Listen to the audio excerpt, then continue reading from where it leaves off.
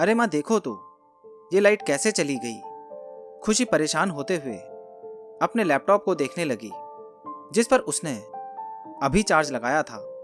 इससे पहले वो काफी देर तक उसमें अपना प्रोजेक्ट तैयार कर रही थी, कल के प्रेजेंटेशन के लिए।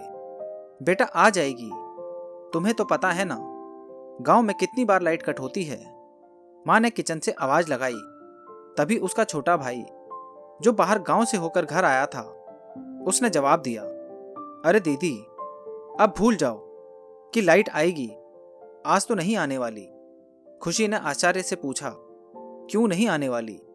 क्योंकि बिजली का जो खंभा होता है वो गिर गया है, जिससे वहां की वायर टूट गई है। सरपंच जी ने बिजली विभाग को सूचित कर दिया है, लेकिन तुम जानती तो हो कि गांव में काम देर से ही होता है। खुशी परेशान होते हुए बोली, ओ नहीं, आज मैं अपना प्रोजेक्ट कैसे तैयार करूंगी? इसमें तो चार्जिंग भी नहीं है। वो जल्दी जल्दी अपना प्रोजेक्ट तैयार करने लगी, लेकिन लैपटॉप अचानक से बंद हो गया। ओ शिट, ये भी बंद हो गया और मोबाइल भी बंद है। ओ गॉड, अब क्या होगा? खुशी परेशान होते हुए बोली और गुस्से में पैर पटकते हुए किचन की ओर चली गई। जिसे आता देख माँ बोल पड़ी, अरे क्या दिन भर उन सब में घुसी रहती है? अभी इतने सालों बाद गांव आई है तो जरा गांव घूम ले। क्या घूमूं गांव को माँ? बचपन में तो यहीं घूमती थी। अभी बस जल्दी से लाइट आ जाए तो मैं अपना प्रोजेक्ट पूरा कर लूं। खुशी फ्रिज से एक सेब निकालते हुए बोली और खाते हुए छत की ओर बढ़ गई। 25 साल की खुशी अपने पति के साथ शहर में रहती है।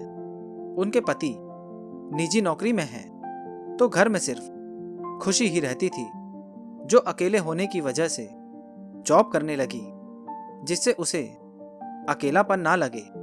जिसके बाद वो अपने जॉब में इतनी ज्यादा खो गई कि अपनी अकेली माँ और भाई के पास भी आना भूल गई। आज जब माँ की तबीयत थोड़ी खराब थी तो उनके लाख बुलाने के बाद वो गांव आ गई थी, जिसे देखकर उसकी माँ और भाई बहुत खुश थे। खुशी सेब खाते हुए अपनी नजरें चारों ओर घुमाने लगी। अचानक उसकी नजर एक जगह जाकर रुक गई। वो एक नदी का किनारा था। वो उसे देखकर खुद को रोक नहीं पाई और तेजी से पैदल ही उस जगह पर पहुंच गई और उस जगह को ध्यान से देखने लगी।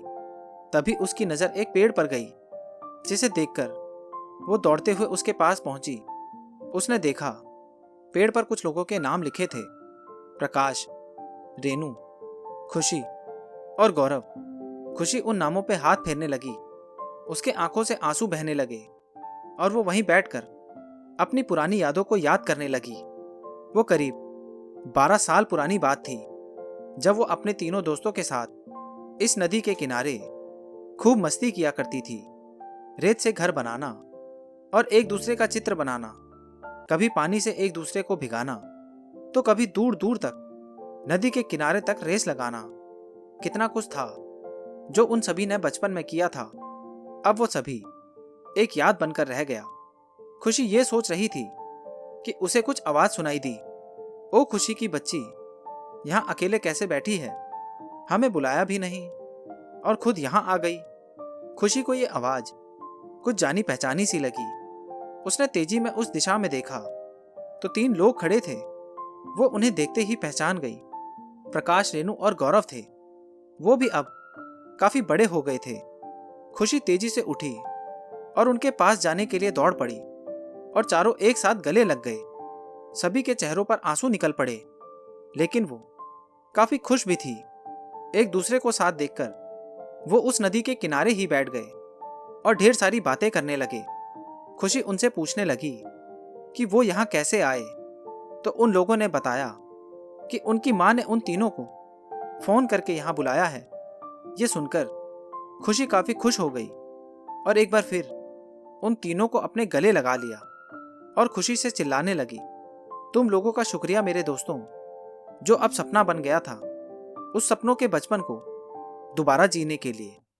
दोस्तों, हम बड़े होकर अपने जॉब और अपने फैशन के चलते हमारे अंदर के बचपन को खत्म नहीं करना चाहिए, क्योंकि एक वही है जो आपको एक नई खुशी का एहसास कराएगा